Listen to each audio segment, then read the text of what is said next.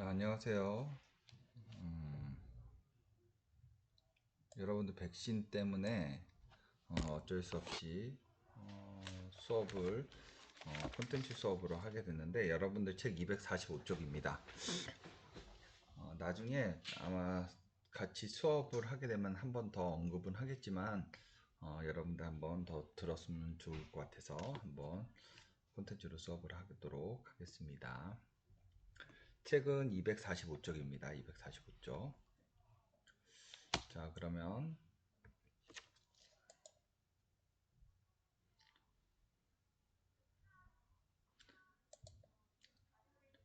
자, 일단 피라미드, 생태 피라미드 이런 얘기도 좀 해볼 거고요. 그 다음 멸치 해부에 대한 이야기도 잠깐 언급을 해볼까 합니다. 자, 이 동물을 혹시 아는지 모르겠지만 이 동물이 누트리아라는 동물입니다. 1980년대에 모피를 만들고 식용으로 이용하기 위해서 남아메리카라는 곳에서 우리나라로 들어온 생물입니다. 요거 뭐 한 마리 잡으면 10만원, 15만원 뭐 이렇게 주기도 한다 그러죠. 자, 그런데 이 모피와 고기를 사람들이 잘 먹지 않고 또 사용하지도 않고 또 입지도 않고 그러다 보니까 사람들이 사육을 포기하는 일이 벌어지게 됐고, 그러면서 이걸 방치하게 됐죠. 그래서 그냥 야생화가 된 이 뉴트리아가 뭐 낙동강주변, 한강 이런 데서 식물의 뿌리와 줄기들을 마구 잘라 먹으면서 생태계를 어지럽히고 있다라고 하고 있습니다. 자, 그럼 우리나라에서 이 뉴트리아가 왜 생태계 교란의 종이 되었을까? 뭐 이런 내용들인데, 이건 뭐 어차피 그 원래 남아메리카 생태계에서는 정상적인 구성원인데 우리나라로 들어오게 되니까 얘를 잡아먹는 천적이 없는 거죠. 그래서 생태계가 교란이 되었다라는 이야기를 하고 있습니다. 자, 그러면 자, 먹이 사슬이라는 게 있는데요. 여러분들 책에 보시면 세 번째 줄에 있습니다. 245쪽 세 번째 줄에 있어요. 자, 생산자에서 1차 소비자, 2차 소비자, 최종 소비자 순으로 먹고 먹히는 관계가 사슬처럼 연결된 거. 이걸 먹이 사슬이라고 합니다. 자, 생산자는 이거는 알다시피 식물이라고도 보통 얘기하죠. 식물. 그리고 1차 소비자, 식물을 먹는 애들을 1차 소비자라 그러죠. 1차 소비자를 또 먹는 애들을 2차 소비자, 2차 소비자를 먹는 애들은 3차 소비자, 3차 소비자를 먹는 애들을 최종 소비자라고 얘기합니다. 이렇게 어떤 하나의 그냥 이렇게 일직선처럼 생긴 이런 관계를 먹이 사슬이라고 얘기합니다. 사슬 보면 약간 이렇게 생겼죠. 이렇게 단순하게 이렇게 생긴 어떤 관계에서 복잡하지 않고 하나의 그냥 요 라인으로만 이렇게 연결되어 있는 거, 이런 것들을 먹이 사슬이라고 얘기합니다. 자, 그런데 먹이 그물은 여러 개의 사슬이 복잡하게 얽혀져서 그물처럼 나타나는 거, 이렇게 복잡하죠. 그물 한번 생각해 보세요, 여러분들. 그물 생각해 보면 그물이 이렇게 생겼죠. 이렇게 이렇게 이렇게 이렇게 생겼고, 또 이쪽으로도 뭐 이렇게 또 이렇게. 자, 아무튼 이렇게 물고기가 빠져나가지 못하게 굉장히 복잡하게 돼서 이렇게 물고기가 이렇게 걸리는 거죠. 그래서 뭐 이렇게 되게 어디로 갈지는 모르겠지만 되게 복잡하게 이렇게 라인이 되게 여러 개로 이렇게 되어 있죠. 여기도 보면 복잡하게 이렇게 되죠. 이런 것들이 복잡하게 얽혀져 있는 것을 먹이 그물이라고 합니다. 그래서 먹이 사슬과 먹이 사슬과 먹이 그물, 누가 더 복잡하냐? 그러면 당연히 먹이 그물이 더 복잡하죠. 그래서 생태계는 먹이 사슬보다는 먹이 그물 쪽으로 형성되는 게 더 생태계가 파괴되지 않고 유리하게 끌 수 있다, 이끌 수 있다, 이렇게 생각할 수 있겠습니다. 자, 생태계에서 한 종류의 생물은 여러 종류의 생물에게 잡혀 먹힐 수도 있고, 한 종류의 생물은 여러 종류의 생물을 잡아먹을 수도 있다. 이 먹이 그물이니까 뭐 다양하게 잡혀 먹을 수도 있고 잡아먹을 수도 있고, 이렇게 복잡하게 이런 그런 길들이 형성될 수 있는 거죠. 여러분들 책 245쪽에 있는 내용입니다. 자, 그러면 246쪽으로 가볼게요. 자, 생태 피라미드라는 게 있는데요. 각 영양 단계의 개체수, 생물량, 에너지량을 하위 단계에서 상위 단계로 차례로 쌓아 올린 것입니다. 자, 보니까 개체수는 보니까 생산자가 굉장히 많죠. 개체수 280개, 1차 소비자 26.8개, 소비자 1.2개, 3차 소비자 0.1개. 자, 개체수는 누가 더 많으냐면 바로 생산자가 제일 많고 소비자로 갈수록 점점 줄어듭니다.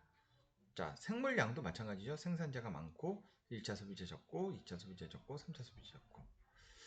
자, 에너지량도 보시면 에너지량도 마찬가지입니다. 에너지량도 요 에너지량이구나 이게. 자, 요런 에너지량도 점점점 갈수록 어떻게 되냐면 더 적어지게 되죠. 자, 그래서 영양 단계로 이렇게 위로 올라갈수록 점점 어떻게 되냐면 개체 수, 생물량, 에너지량 이런 것들이 점점 줄어든다라는 거가 바로 생태 피라미드라고 합니다.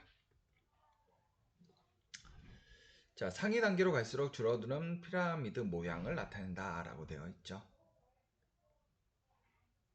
자, 에너지량은 각 영양 단계로 살아가는데 필요한 에너지로 소비되거나 열 에너지로 방출된다라고 되어 있는데, 자, 대부분은 이렇게 많은 이런 열량이 있지만 이 소비자한테 전달되고 나머지는 다 뭘로 바뀌냐면 열 에너지로 다 방출됩니다. 소비가 되는 거죠. 다 이렇게 소비되는 거예요. 열 에너지로. 사람도 음식을 100% 먹으면 우리가 소화하거나 이런 것들은 거의 40%만 음식물로 인해서 우리가 에너지원으로 쓰고, 에너지원. 여러분, 에너지원이라는 거 뭐냐면 여러분 움직일 때 사용되는 근육 그런 것들 있죠. 그런 에너지원으로 사용하고 나머지 60%는 뭘로 사용되냐면 열, 열로 사용됩니다. 여러분들 그래서 추울 때 추워 그러면 따뜻한 열이 몸에서 나오죠. 그런 것들이 다 60%로 사용이 됩니다. 자, 남은 에너지가 다음 단계로 전해지기 때문에 상위 단계로 갈수록 점점 감소된다. 에너지가. 그래서 에너지는 제일 에너지 효율이 좋은 거는 생산자가 제일 좋고 3차 소비자로 갈수록 에너지 소율이 별로 좋지가 않죠. 자, 그 다음에 생태계 평형이라는 거를 한번 이야기할 건데요. 생물 군집의 종류, 개체수, 물질의 량, 에너지 흐름이 안정된 상태를 유지하는 거. 굉장히 안정되게 유지되는 것을 생태계 평형이라고 합니다. 요 밑에 보면은 요 동남아에서 찍은 것 같아요. 많은 물고기들이 있죠. 우리나라가 지금 이렇게 되고 있대요. 이런 물고기들 잘 먹지 못하는 물고기들이라고 합니다. 자, 그러면 여러분들 책 246쪽 밑에 있는 부분 같이 한번 볼게요. 자, 사람이 옥수수를 직접 먹는 것과 같은 양의 옥수수로 소를 키워서 그 소를 먹는 것 중 어느 것이 더 많은 양의 에너지를 이용할 수 있을지 토의해보자 그랬어요. 자, 에너지, 더 많은 에너지를 이용할 수 있는 거, 소를 먹는 게 더 에너지를 많이 이용하나? 아니면 옥수수를 많이 이용하나? 아까 전에 우리가 에너지 이야기할 때 피라미드, 생태 피라미드 얘기했었죠. 이렇게 뭐 생태 피라미드 있고 또 이렇게 있고 더 큰 에너지 있고. 자, 그러면 어, 생산자가 더 에너지가 많았고 1차 소비자, 2차 소비자, 3차 소비자로 갈수록 에너지량이 굉장히 작았죠. 그러면 여기는 옥수수라고 생각할 수 있고 요 위쪽으로 가면 이건 소라고 생각하게 되면은 누가 더 에너지 양이 많을 건지를 생각해 보면 요게 더 많겠죠? 그러니까 옥수수가 더 에너지 양을 많이 이용할 수 있다라고 이야기할 수 있을 것 같아요. 자, 그래서 한번 보시면 옥수수를 직접 먹는 경우는 옥수수가 가진 전체 에너지가 사람에게 전달되지만 옥수수로 소를 키워 그 소를 먹는 경우에는 소를 거치면서 에너지 손실이 발생된다. 그쵸. 에너지 손실이 발생되죠. 그래서 결국 옥수수의 일부만 사람에게 전달되기 때문에 따라서 사람이 옥수수를 직접 먹는 거 직접 먹는 것이 더 많은 에너지를 이용할 수 있다는 거죠. 그래서 옥수수를 먹는 게 더 에너지가 좋을까, 소를 먹는 게 더 에너지 좋을까라고 비율적으로 따질 때 옥수수를 먹는 게 더 에너지적으로 효율이 높다라는 것을 알 수 있습니다. 자, 그러면 247쪽으로 가볼게요. 생태계 평형을 유지하는 원리 중에서 실험을 하나 할 건데요. 멸치 해부를 통해서 실험을 해보려고 합니다. 자, 그래서 멸치 윗속에 들어있는 먹이를 관찰해 가지고 해양 생물의 먹이 관계를 추론하고 생태계 평형을 유지하는 원리를 설명해 보자 라고 되어 있는 실험인데요. 자, 준비물은 마른 멸치, 물, 비커, 거름종이, 덮개유리, 받침유리, 페트리티시, 스포이드, 뭐 해부칼, 뭐 이런 등등등 여러 가지 준비물을 준비한 다음에 실험을 해봅니다. 자, 끓인 물에 마른 멸치를 10분 정도 담아 불린다 라고 되어 있죠. 자, 살아있는 채로 바로 삶아서 말린 큰 멸치를 사용하는 것이 윗속의 내용물을 관찰하기 굉장히 좋다라고 되어 있죠. 그리고 뭐 여기 보면 끓인 물에 대지 않도록 주의한다 뭐 이런 내용들 다 있습니다. 자, 해부 칼로 멸치의 배를 가르고 거기에 위라는 부분이 있는데 이 부분이 위죠. 자, 요걸 찾아서 자, 받침 유리에다 놓고서 하게 되는 거죠. 멸치 위는 약간 투명한 막으로 쌓여 있으며 검게 보이는 간 아래쪽에 있다. 여기 검게 보이는 부분인데 그거 바로 아래에 이렇게 생긴 부분들이 있습니다. 자, 윗속에 들어있는 내용물을 조심스럽게 꺼냅니다. 자, 물 한 방울을 떨어뜨리고 해부침으로 잘게 찢는다. 자, 여기 보면 물 한 방울 떨어뜨리면서 잘게 찢고 있죠. 눈에는 잘 안 보일 수 있어요. 잘게 찢고 그 다음에 덮개 유리를 덮은 다음에 거름종이를 얹어서 지극히 누르고 현미경을 관찰합니다.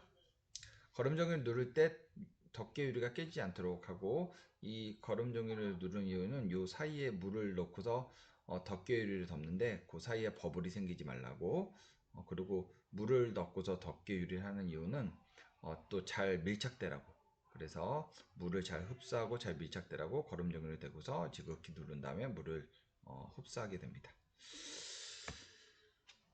자, 관찰은 뭘 가지고 관찰하냐면 현미경을 놓고 관찰하게 되죠. 자, 그래서 관찰 결과를 한번 그려보는데요. 여러분들 직접 보진 않았지만 현미경 관찰하면 이렇게 두 종류의 플랑크톤이 관찰되게 됩니다. 이렇게 생긴 거는 동물 플랑크톤, 이렇게 녹색처럼 이렇게 보이는 거는 식물 플랑크톤으로 보이게 됩니다.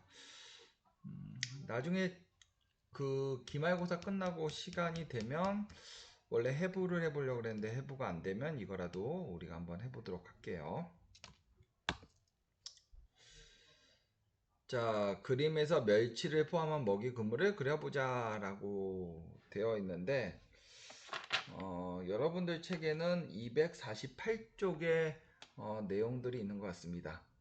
그래서 그 내용들 한번 각자 책에 놓고 그려보면 될 것 같아요. 뭐 이렇게 식물 플랑크톤은 동물 플랑크톤이 먹고 또는 멸치가 먹겠죠. 그래서 화살표 이렇게 놓고 또 얘도 이렇게 놓고 동물 플랑크톤은 멸치가 먹으니까 멸치도 이렇게 놓고 또 고등어는 약간 큰 동물이니까 멸치를 고등어가 먹고 또 고등어를 먹는 애가 참치니까 참치가 이렇게 놓고 또 멸치를 먹는 애가 오징어라서 오징어 쪽으로도 가고 또 오징어는 참치가 먹으니까 또 참치 쪽으로 가고 오징어 대구도 먹으니까 대구 쪽으로 이렇게 가고 이렇게 다양하게 이렇게 놓고서 최종적으로 이 상어에 다 몰리게 되죠. 상어는 고등어도 먹고 대구도 먹고 참치도 먹고 또 오징어도 먹죠. 이렇게 먹어서 제일 위에 있는 그런 상어 위주로 이렇게 먹이 그물을 그려보면 됩니다. 복잡하게 나타나겠죠. 자, 해양 생태계에서 멸치의 개체수가 갑자기 감소된다면 어떤 일이 일어날지 생각해보자. 생태계 평형이 회복되는 과정을 토의해보자 라고 되어 있네요. 자, 멸치의 개체수가 갑자기 감소되면 자, 먹이가 갑자기 없어지는 거죠. 그래서 멸치의 먹이가 되는 그 윗단계에 있는 애들이 갑자기 멸치의 먹이가 되는 애들이 증가하는 거예요. 그 얘기가 뭐냐면 멸치가 있어요. 여기 멸치. 그럼 멸치가 갑자기 감소가 돼. 없어져. 그럼 멸치가 먹는 이 플랑크톤이 있겠죠. 이 플랑크톤이 얘네가 먹어서 얘네가 줄어야 되는데 얘네가 사라져 버리니까 이 플랑크톤이 어떻게 되는가 많아지는 거죠. 그래서 바로 멸치의 먹이가 되는 생물의 개체수가 증가한다. 바로 뭐냐면 이 플랑크톤이 증가하는 거죠. 플랑크톤이 증가한다. 플랑크톤이 증가합니다. 자, 그러면 멸치를 먹이로 하는 생물의 개체수 감소해. 이 멸치를 먹는 또 예를 들면 뭐 아까 고등어가 있었죠. 자, 고등어가 이 멸치가 사라지니까 이 고등어도 감소가 되겠죠. 고등어를 먹는 참치도 감소되고, 참치가 감소되면 또 누가 있냐면 위에 상어가 있었죠. 상어도 감소가 되겠죠. 그래서 점점 감소가 되면서 개체수가 이제 사라지게 되는 거죠.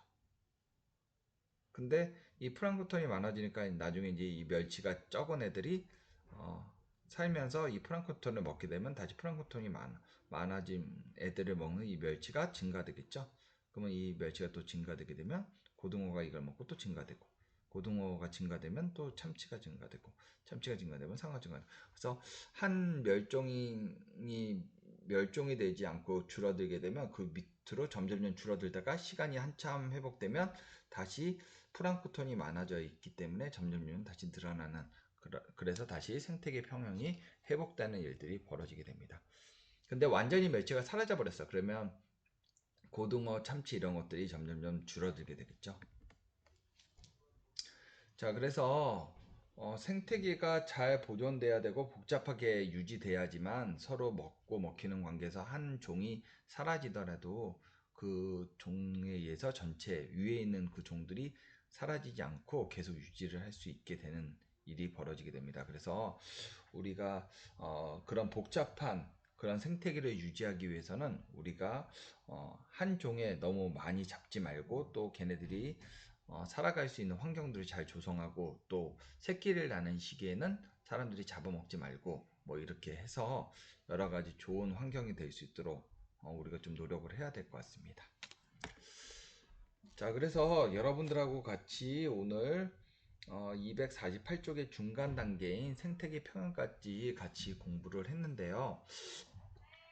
여러분들이 어떻게 보면 굉장히 힘들고 또 지치고 이렇게 되는 그런 일들도 발생될 수 있지만 여러분들이 같이 고민하고 또 우리 생태계가 지금 보면 온난화 현상에 의해서 굉장히 힘들어지고 있잖아요. 생태계가. 그래서 우리 생태계를 조금 잘 유지할 수 있도록 우리가 여러 가지 다방면에서 굉장히 많이 노력을 좀 해야 되지 않을까 싶습니다. 자, 그러면 고생 많았고 다음 시간에 또 수업 시간에 실제적으로 이 내용들을 가지고 조금 더 깊이 있게 수업을 하도록 하겠습니다. 그러면 고생 많았고 다음 시간에 보도록 하겠습니다. 마치도록 할게요.